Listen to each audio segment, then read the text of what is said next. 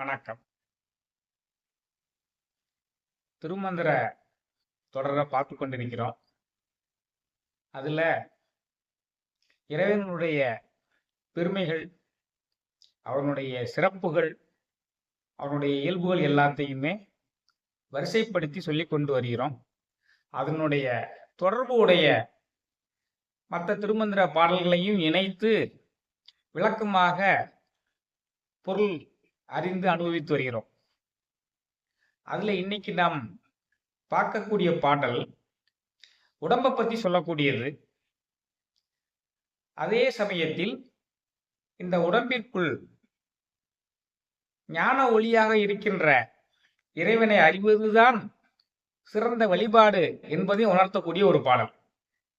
உடம்பை பற்றி சொல்லிக்கொண்டு உடம்பிற்குள்ளே உத்தமன் கோயில் கொண்டிருக்கிறான் அல்லவா, இந்த ஞான ஒளியாக, அதை உணர்வதுதான் சிறந்த வழிபாடு அப்படிங்கிறதையும் உணர்த்துறார். அற்புதமான அனுபவிக்க வேண்டிய ஒரு பாடல். காயம் இரண்டு கலந்து கொதிக்கினும், காயம் இரண்டு கலந்து கொதிக்கினும் ஆயங் கத்தூரி அதுமிகும் அவ்வழி தேசங் கலந்தொரு தேவன் என்று எண்ணினும் ஈசன் உறவுக்கு எதிரில்லை தானே. ஈசன் உறவுக்கு எதிரில்லை தானே. நீங்க மேலோட்டமாக பார்க்கும் பொழுது உங்களுக்கு என்ன மனதில் உடனே தோற்றும் என்றால், ஈசன் உறவுக்கு எதிரில்லை தானே, தேசங் கலந்தொரு தேவன் என்று எண்ணினும். இந்த உலகத்து முழுவதும் தேசம் முழுவதும் எத்தனையோ தெய்வங்கள் இருந்தாலும் அதில் எல்லாம் ஈசன் தான் உயர்ந்தவன் என்று சொல்கிறாரே. காயம் இரண்டு கலந்து கொதிக்கினும் ஆயங்கத்தூரி அது மிகும். பெருங்காயத்தையும் வாசனை தரக்கூடிய கஸ்தூரியையும் ஒன்னா போட்டு கொதிக்க வச்சா அந்த கஸ்தூரி மனம்தான் மிகுந்திருக்கும். அதை போல உலகத்துல பல தெய்வங்கள் இருந்தாலும் ஈசன் தான் சிறந்தவன்னு சொல்றாரே அப்படிங்கிறது தானே உங்க மனசுல உடனே தோன்றுது. அப்படித்தானே? ஆனால் அதில் பொதிந்து கிடக்கக்கூடிய ஆன்மீக தத்துவம் என்ன? இந்த திருமந்திரத்தினுடைய சிறப்பே ஒவ்வொருவரும் படிக்கும் பொழுது அவர்களுடைய மனதிற்குள் திருமூல தெய்வமே குருவாக வந்திருந்து அவர்களுக்கு புதுவிதமான தத்துவங்களை தோற்றுவிக்க செய்வார். நீங்க இதை கேட்கிறதே, நீங்க ஒரு திருமந்திர புஸ்தகத்தை வாங்கி அதில் ஒரு நாளைக்கு ஒரு பாட்டு படிங்க, அதை பத்தியே சிந்தித்து கொண்டிருங்க. அந்த சிந்தனை நிறைவடைந்தவுடன் அடுத்த பாட்டுக்கு போங்க. இப்படிதான் அதை அனுபவிக்கணும் திருமந்திரத்தை. ஒரு நாவல் வாசிக்கிற மாதிரி வாசிச்சுட்டு போகக்கூடாது. ஏன்னா அவ்வளவு அற்புதமான தத்துவங்கள் பொதிந்துள்ள ஒரு ஆன்மீக அருள் அமுதம் என்றால் மிகையாகாது. அப்போ காயம் இரண்டு கலந்து கொதிக்கினும் ஆயங்கத்தூரி அது மிகும். இதுல என்ன சொல்ல வருகிறார் திருமூல தெய்வம்னா, உடம்பை பற்றி சொல்ல வருகிறார்.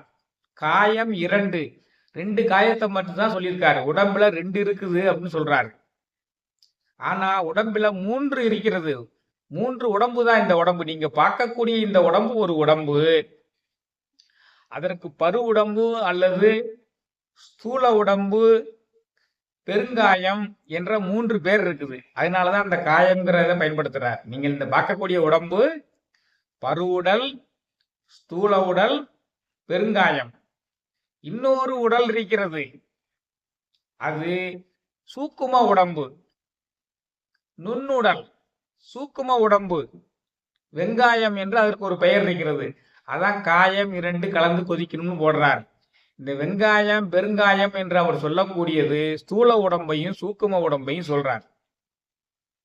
இதை மட்டும் சொன்னா போதாது, உங்களுக்கு இதனுடைய தொடர்புடைய மற்றொரு திருமந்திர பாடலை சொல்லி இந்த மூன்று உடம்புகளும் எதற்காக உள்ளது என்பதை சொல்ல வேண்டும் அல்லவா. அந்த பாடல் திருமந்திரத்துல 8வது தந்திரத்துல 2130வது பாடல். அது அந்த பாடல் என்ன சொல்லுது? மெய்யினில் தூளம் மிகுத்த முகத்தையும், மெய்யினில் தூளம் மிகுத்த முகத்தையும், பொய்யினில் சூக்குமம் பொருந்தும் உடலையும், பொய்யினில் சூக்குமம் பொருந்தும் உடலையும், கையினில் துல்லியம் காட்டும் உடலையும், ஐயன் அடிக்குள் அடங்குமே. ஐயன் அடிக்குள் அடங்கும் உடம்பே. அந்த பாட்டு. அந்த பாட்டுலதான் இந்த 3 உடம்பு இருக்கிறது சொல்றாரு. மெய்யனில் தூளம் மிகுத்த முகத்தையும், நீ இந்த பார்க்கக்கூடிய இந்த மெய்யான உடம்புக்கு தூள உடம்பு என்று பெயரப்பா. பொய்யினில் சூக்குமம் பொருந்தும் உடலையும், நீ காண முடியாத பொய்யாக இருக்கின்ற நினைப்பினால் உணரக்கூடிய சூக்கும உடம்பு ஒன்று இருக்கிறது. அது இந்த நுண்ணுடம்பு என்பது இந்த பருவுடம்போது பொருந்தி இருக்கிறது. இந்த பருவுடம்போடு பொருந்தி இருக்கிறது. அதான் பொய்யினில் சூக்குமோ பொருந்தும் உடலையும், அந்த சூக்கும உடம்பு இந்த ஸ்தூல உடம்போடைய பொருந்தி இருக்கிறது. இன்னொரு உடம்பு ஒன்று இருக்கிறது. கையினில் துல்லியம் காட்டும் உடம்பையும் ஐயன் அடிக்குள் அடங்கும் உடம்பே. கையினில் துல்லியம் காட்டும் உடம்பேன்னா, நீ செய்யக்கூடிய செயல்களை எல்லாம் கைமேல் பலனாக உனக்கு தரக்கூடிய காரண உடம்பு. நற்காயம், முதல் உடம்பு என்று 3 பேர் அதற்கு உண்டு. காரண உடம்புக்கு ஏன் இங்க இந்த 2 உடம்பு மட்டும் எடுத்துக்கொண்டிருக்கிறார்? ஸ்தூல உடம்பையும் சூக்கும உடம்பையும் என்றால், காரண உடம்பு பரமாத்மாவில் இருந்து எப்பொழுது இந்த ஜீவாத்மா பிரிந்து ஒரு மனித அவதாரம், மனித உருவு எடுக்கிறதோ, அப்பொழுதிலிருந்து மீண்டும் சிவனுக்குள் முற்றிலுமாக அடங்கி சிவகதியை பெறும் வரைக்கும் தொடர்ந்து வரக்கூடிய ஒரே உடம்பு இந்த காரண உடம்பு அல்லது முதல் உடல் அல்லது நற்காயம் என்பது. இந்த காரண உடம்பு நம்மள்கிட்ட இருக்கும். நம்ம செத்து முடிச்ச உடனே நேர சிவன்கிட்ட போய் சேர்ந்துரும். இந்த ஸ்தூல உடம்பு இருக்குதே, அதை இங்க எரிச்சிடறோம், அது போயிருது. சூக்கும உடம்பு நம்மளுடைய வினைப்பதிவுக்கு ஏற்ற, நம்மளுடைய பாவ புண்ணியங்களுக்கு ஏற்ப அமரர் உலகத்தில் வாழும். எவ்வளவு காலம் வாழும்? இந்த பிரபஞ்சம் உள்ள வரைக்கும் வாழும். ஊழிக்காலம் உள்ள வரைக்கும் வாழும். அந்த ஊழிக்காலத்துக்குள்ளே நீ வினைப்பதிவுகளை முழுவதும் அனுபவித்து தீர்த்து விட்டாயே, ஆனால் அதுவும் காரண உடம்பு மாதிரி சிவனில் சென்று ஐக்கியமாகிவிடும். அதான் சிவலோக பிராப்தி அடைதல் என்பது. ஆக இந்த ஊழிக்காலத்துக்குள்ளேயே உன்னுடைய வினைப்பயனை அனுபவித்து நீ முடிக்கவில்லை என்றால், அடுத்த ஊழிக்காலத்திலும் இந்த சூக்ம உடம்பு இருக்கும், வரும், புதிதாக தோற்றுவிக்கப்படும். இதே அக்கவுண்ட் கேரி ஓவர் ஆகி வரும். அது கேரி ஓவர் ஆகக்கூடிய வேலையை செய்யக்கூடியது காரண உடம்பு. ஏனென்றால் அது நேரடியாக சிவனிலேயே இருக்கிறது. சிவனிலேயே இருந்து கொண்டு உன்னுடைய வினைப்பதிவிற்கு ஏற்றமாறு ஒரு உடம்பை உனக்கு புதிய யுகம் உண்டாகும் பொழுதும் கொடுக்கும். அது எந்த பிறவியாக வேண்டுமானாலும் இருக்கலாம். உன்னுடைய வினைப்பயனுக்கு தகுந்தவாறு, உன்னுடைய பாவ புண்ணியங்களுக்கு தகுந்தவாறு நீ என்ன பிறப்பு வேணாலும் பிறக்கலாம். மனிதனா பிறக்கலாம், விலங்கா பிறக்கலாம், பறவையா பிறக்கலாம், எது வேணாலும் பிறக்கலாம். அதனால வாழக்கூடிய காலத்தில் நல்ல வினைகளையே ஆற்றி எந்த உயிரினங்களுக்கும் தீங்கு செய்யாமல் எல்லா உயிர்களுக்கும் கருணை செய்து அறநெறியை பின்பற்றி வாழ்ந்தால் நம்மளுடைய வினைப்பதிவை இந்த பிரிவிலேயோ அடுத்த பிரிவிலேயோ அல்லது இந்த ஊழிக்காலம் முடிவதற்குள்ளேயோ நாம் கழித்து விடலாம். இது ஒரு உண்மை, தத்துவமான உண்மை.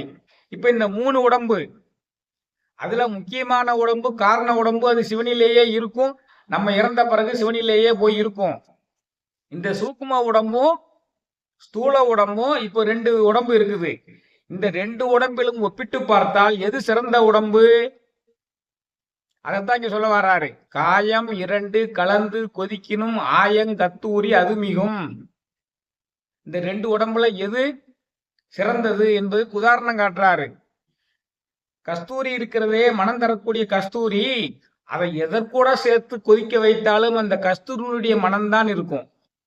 அது அந்த உயர்ந்த அளவு மனம் பரப்பக்கூடிய ஒரு பொருள்.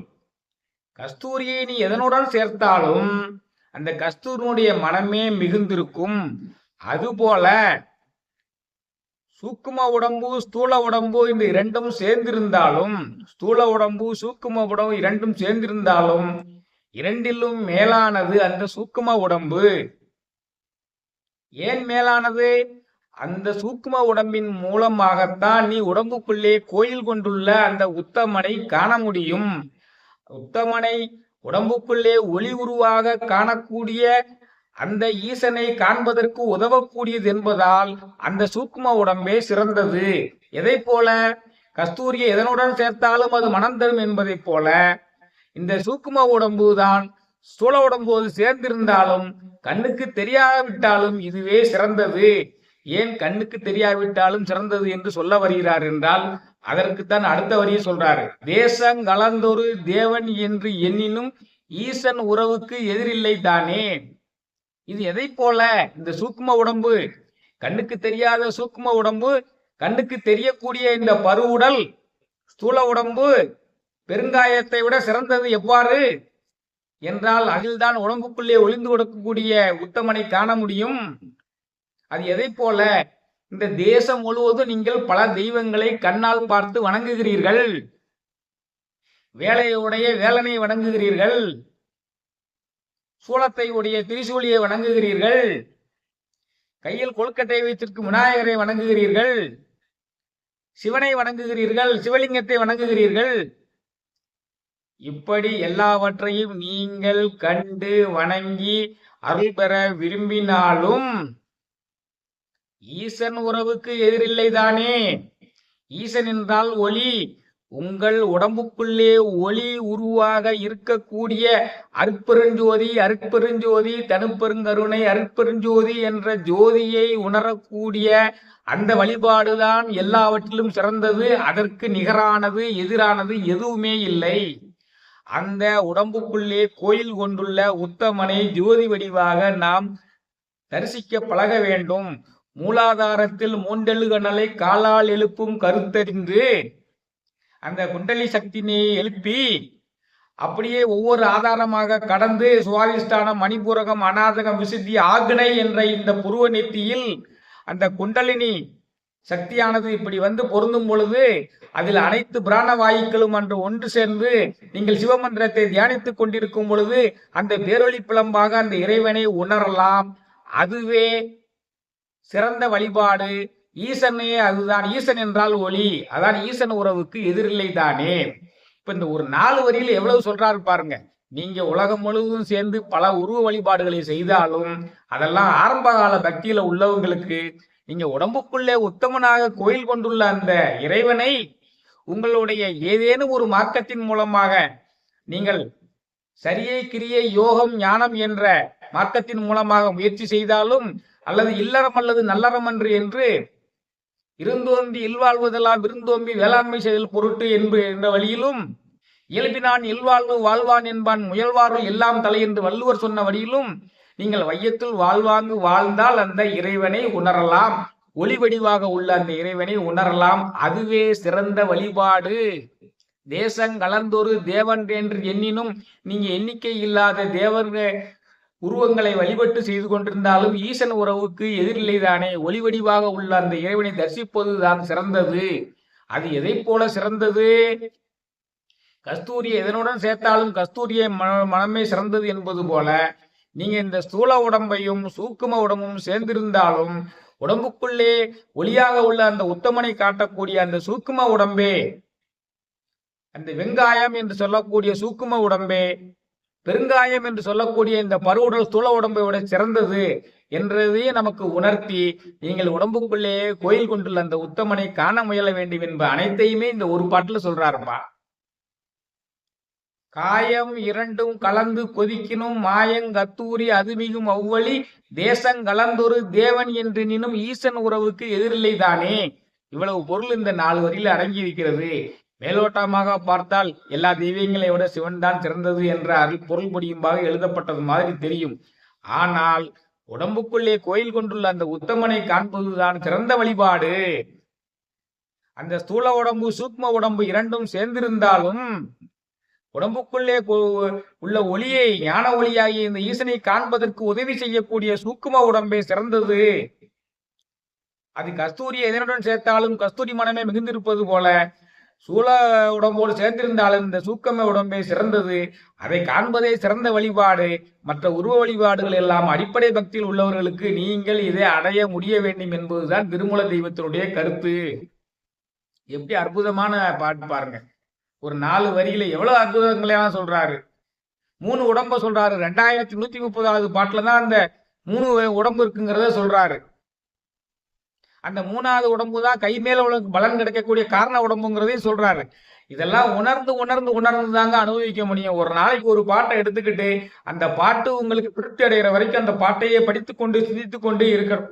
பிறகுதான் அடுத்த பாட்டுக்கு போகணும். அதனாலதான் ஒரு பாட்டு நீங்க எல்லாரும் ரீச் ஆன பிறகுதான் அடுத்த பாட்டை கொடுக்குறேன். இந்த இந்த திருமந்திர பாடல் உங்கள் அனைவரையுமே கவர்ந்து இழுத்திருக்கும் என்று நினைக்கிறேன்.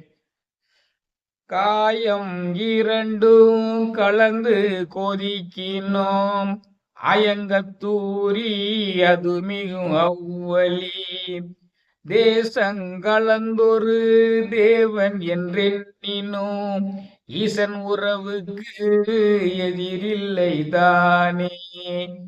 மற்றும் ஒரு திருமந்திர பாடலில் சந்திக்கும் வரை உங்களிடமிருந்து விடைபெறுகிறேன்.